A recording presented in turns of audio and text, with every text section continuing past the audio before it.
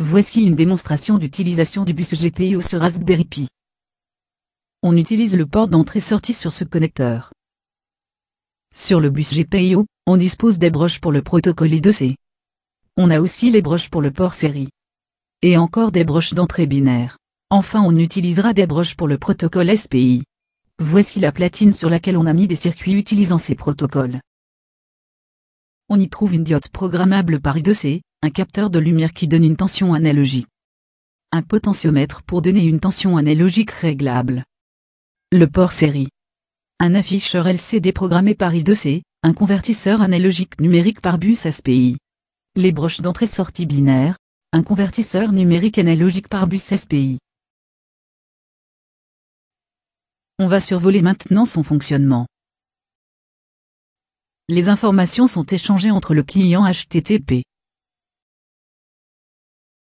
via Internet, via le Raspberry Pi et son bus GPIO, et les composants de la platine.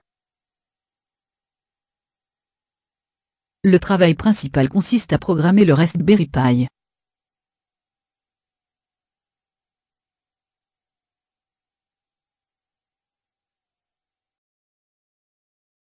On a donc la platine connectée au bus GPIO avec ses composants. Le Raspberry Pi avec ses programmes et son bus GPIO. Un routeur pour faire le réseau IP. Un PC client pour se connecter au serveur web du Raspberry et dialoguer avec la platine via GPIO. Un câble pour liaison série. Et enfin un téléphone intelligent avec une application Android via Wi-Fi.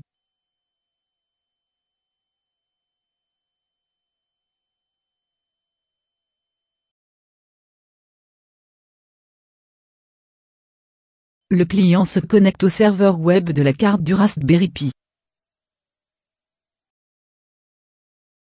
Puis on passe au formulaire pour commander la platine à distance. On commande d'allumer la diode rouge.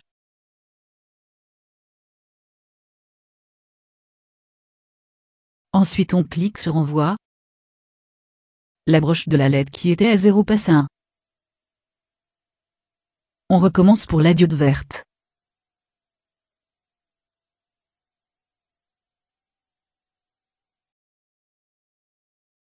On envoie un message qui va s'afficher sur l'écran LCD de la platine par I2C.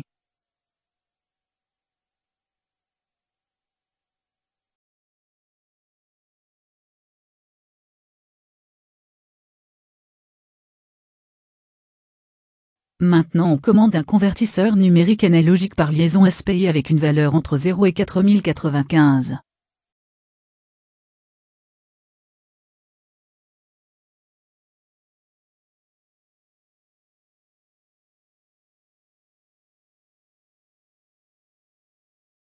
On mesure au multimètre la valeur de tension pour la commande 0.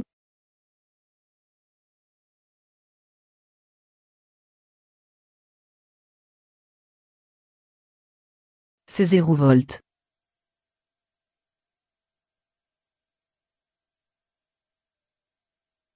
On envoie une valeur en milieu de plage, 2222.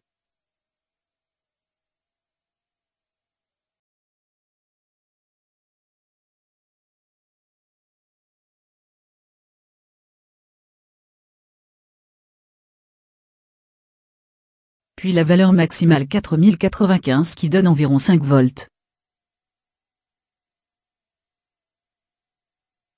Maintenant on mesure une tension avec le convertisseur analogique numérique par liaison SPI. On lui donne par le fil noir la tension d'un potentiomètre sur le CAN, la page web va afficher le nombre obtenu.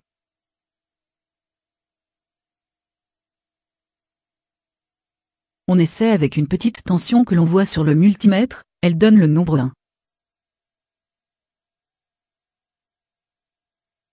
Puis une moyenne puis une grande.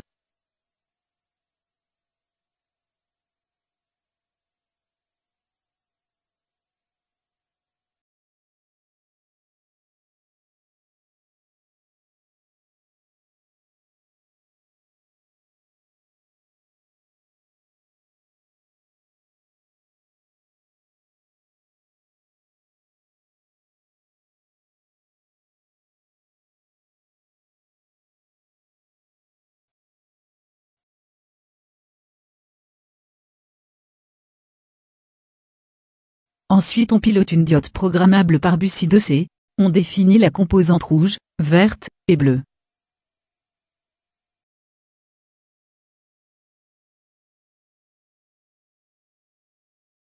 On ne met que du rouge.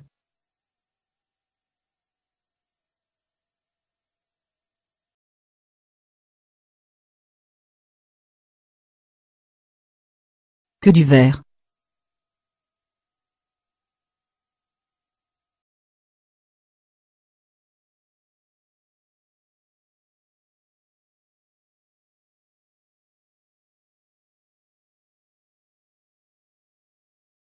Que du bleu.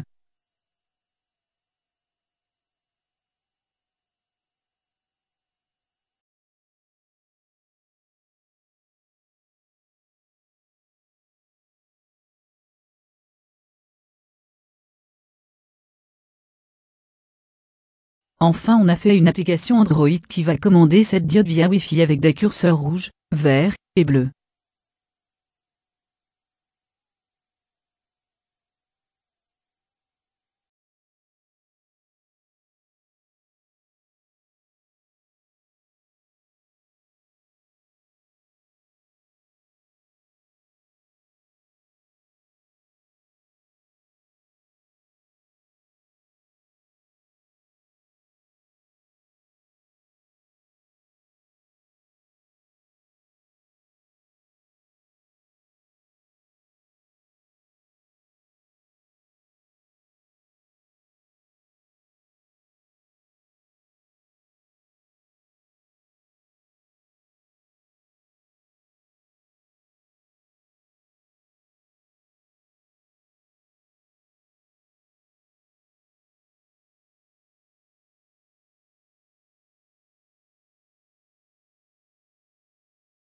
Merci pour votre attention.